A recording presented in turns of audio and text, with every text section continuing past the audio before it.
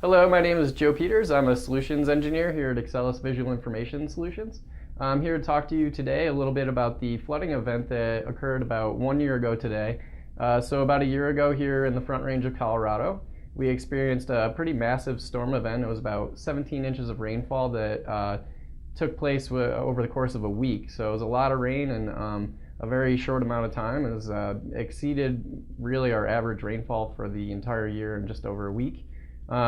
So in the wake of that flood, we kind of took a look at what we could do with remotely sensed data to help first responders and GIS analysts and other stakeholders in the event kind of take a look at what we could do with remotely sensed data to help out in delineating the extent of flood damage. And so what I'm going to talk to you about today is a tiered assessment plan. So basically a strategy for analyzing imagery or other sources of remotely sensed data that might become available to you in the wake of an event such as this. So once a disaster occurs, we can start by taking what I call Tier 1 or a regional assessment using moderate resolution data, such as maybe would be available from Landsat, which is a moderate resolution sensor, which is good for looking at things on a regional scale. So in my little drawing here, I have an example of what that would look like, where we have individual cities.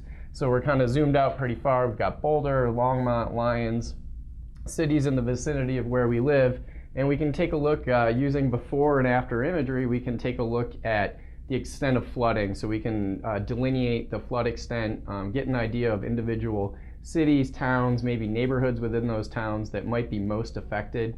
Once we extract that sort of information, we can compare it to a GIS, see where the floodwaters intersected floodplains, where it might have gone over roadways into individual neighborhoods.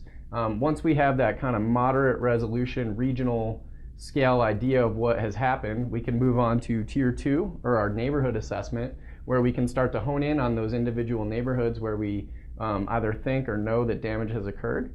In a neighborhood assessment, we're going to need better resolution, so we're going to maybe need to move on to imagery coming off of a satellite like WorldView 2, or maybe even WorldView 3 as that imagery becomes available. So with that higher resolution data and that multispectral set of data that becomes available with it, we can start to hone in on where maybe mud or debris has washed through people's yards into roadways, across roadways, maybe where landslides have occurred, and maybe where individual structures have potentially been affected. And so once we kind of delineate that, and we can use image analysis methods to do that, kind of automate that process for us, we can move on to Tier 3, or a per building assessment. And per building assessment, there's lots of different sources of data that we could potentially use. If LiDAR data is available, it would be a great source of information.